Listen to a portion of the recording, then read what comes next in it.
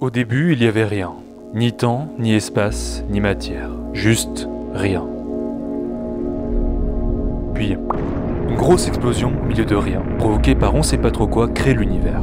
Un peu longtemps après, on est là, coincé sur un caillou qui tourne autour d'une grosse boule de gaz incandescente, et tout ça va très vite dans presque rien.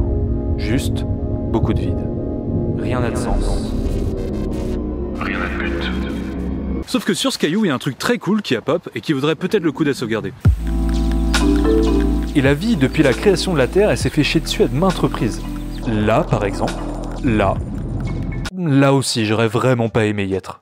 La particularité de la douille d'aujourd'hui pour la vie, c'est qu'elle est provoquée par un des membres de la vie. Un singe bipède, sans poils, un peu laid, qui a trouvé un moyen de prospérer en cramant des générations et des générations de dinosaures sous forme de jus. Et le problème, c'est qu'en cramant ce jus, il y a une molécule qui est libérée, le CO2, ou dioxyde de carbone. Et cette molécule, en étant libérée dans l'atmosphère, elle participe à rendre la planète plus chaude. C'est ce qu'on appelle le réchauffement climatique. Alors oui, c'est extrêmement vulgarisé, en plus c'est certainement un sujet que vous maîtrisez déjà sur le bout des doigts, mais comme ça risque d'être un sujet assez récurrent sur la chaîne, je me suis dit que ce serait une bonne idée de faire un petit récap sur ce changement climatique, histoire qu'on soit vraiment ok sur les bases. Alors, pourquoi ça se réchauffe? Vous connaissez l'effet de serre? Allez, je vous réexplique. Si on enlève l'atmosphère de la Terre, déjà tout le monde est mort. Certes, mais les rayons du soleil qui vont atteindre la Terre vont en partie être absorbés sous forme de chaleur et en partie réémis vers l'espace. Quand on remet l'atmosphère avec notamment les gaz à effet de serre, comme l'eau par exemple, mais surtout ce qui nous intéresse, le CO2, le méthane et le protoxyde d'azote, eh bien il y a un truc très rigolo qui se passe. Alors pas rigolo...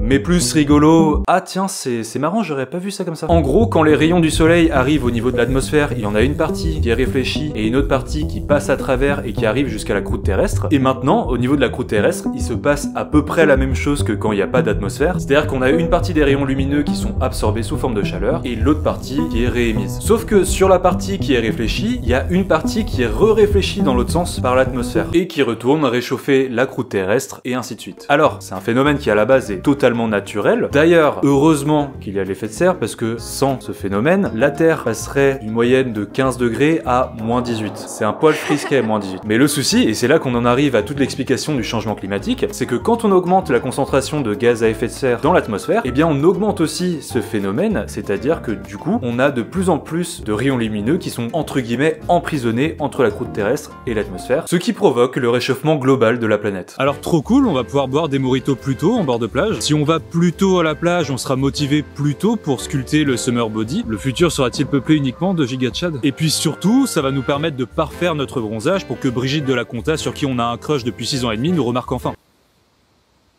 Sauf que non, en vrai c'est pas cool du tout, les conséquences du changement climatique sont catastrophique, autant pour les animaux et les plantes que pour nous-mêmes. Pour vous faire une petite liste non exhaustive, ce qu'on nous prévoit pour le futur, c'est une augmentation du niveau des océans avec la fonte des banquises et des glaciers, mais aussi parce que l'eau, en se réchauffant, prend plus de volume, donc naturellement le niveau de l'eau monte. On aura aussi des météos extrêmes plus fréquentes et plus extrêmes du coup. Là on parle de canicules, de catastrophes naturelles en tout genre, des feux de forêt, des périodes de sécheresse, des crues, et j'en passe. L'augmentation des températures avec le dérèglement des saisons et de la météo impacte aussi grandement la biodiversité, de laquelle nous-mêmes évidemment on dépend énormément. On peut aussi parler de la disparition progressive des récifs coralliens avec l'acidification des océans. Les récifs coralliens qui sont vraiment concentration de biodiversité, ça saoule un peu que ça disparaisse. Ou bien la migration progressive des animaux vers les pôles ou en altitude, pour peu qu'il reste de la place ou que les animaux soient assez rapides, ce qui est parfois pas le cas. Et même si on parle en termes de température pure et simple, il y a certaines régions du monde qui vont devenir inhabitables. Des régions qui sont actuellement habitées. C'est-à-dire que les gens qui y vivent vont être obligés de partir parce qu'il fera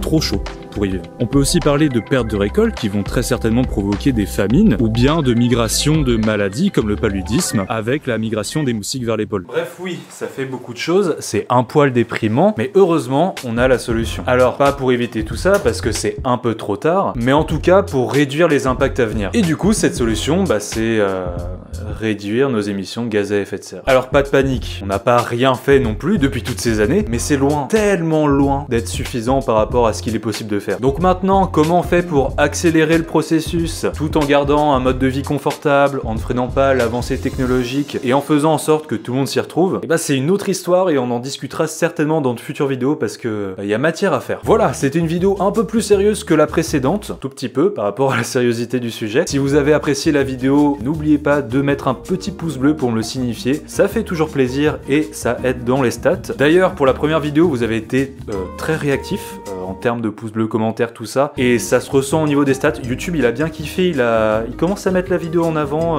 partout, donc ça fait plaisir. Si vous voulez me soutenir, c'est le meilleur moyen de le faire, ça marche très très bien les pouces bleus, foncez-y, vraiment. Et n'oubliez pas bien sûr de vous abonner et d'activer la cloche si vous êtes nouveau pour ne pas manquer les futures vidéos. Et sur ce, prenez soin de vous, prenez soin de la planète, bisous.